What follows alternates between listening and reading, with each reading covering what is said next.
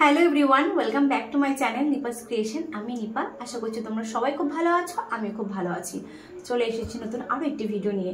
সেই ইউকেতে থাকে এবং ইউকেতে যারা তোমরা থাকো বা ইউকে থেকে যারা তোমরা আমার ভিডিও দেখো, অনেকে কিন্তু ইউকে থেকেও ভিডিও দেখো আমি জানি, কারণ আমার গাইডেন্সে অনেকেই আছে ইউকে থেকে।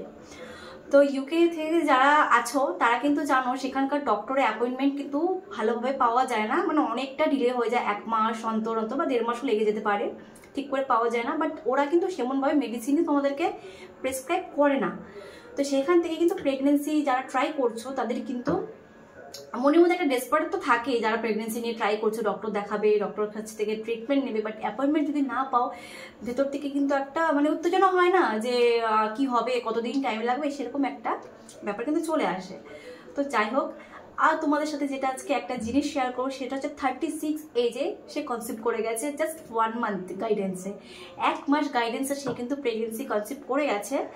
আর 36 এজে অনেকেই আছো যারা জানতে চাও যে 36 এজ আমার অনেকটাই বয়স হয়ে গেছে, আমার কি প্রেগনেন্সি আসবে নর্মালভাবে। দেখো, রিপোর্ট যদি ঠিক থাকে, তোমাদের এগের কোয়ালিটি যদি ঠিক থাকে, তোমার যদি পিরিয়ড রেগুলার হয়, তোমাদের কিন্তু প্রেগনেন্সি কেউ আটকাতে পারবে না। কিন্তু আমার গাইডেন্স নিয়েছিল মেবি জুন মাসে, মনে হয়, হ্যাঁ জুন মাসের 1 তারিখে তার সাথে আমার কথা হয়েছিল।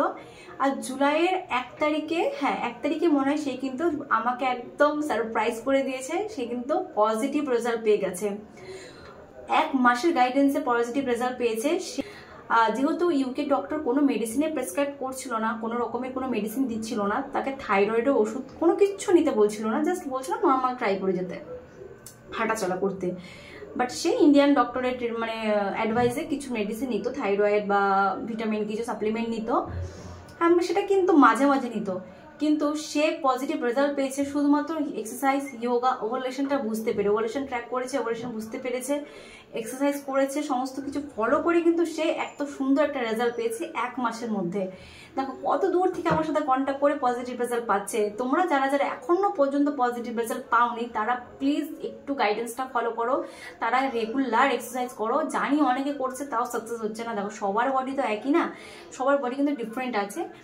সে 36 বছর বয়সে যদি কনসেপ্ট করতে পারে, হ্যাঁ তার বিয়ের এজ বেশি দিন হয়নি, তার কারণ সে একটু লেট করেই বিয়ে করেছে। অনেকেই আছে যারা ওয়ার্কিং ওমেন আছে, তারা কিন্তু নিজে একটু স্টেবল হয়ে কিন্তু বিয়েটা করে, সেও কিন্তু সেরকম বিয়েটা করেছিল একটু লেট করেই, বাট সে কিন্তু পজিটিভ রেজাল্ট পেয়ে গেছে। আমার অনেক খুশি হয়েছে সে যখন পেয়েছে, কারণ আমি যাদেরকে গাইড করছি তার 1-2জনই আছে এতটা 36 এজে কিন্তু সে কনসেপ্ট করে গেছে।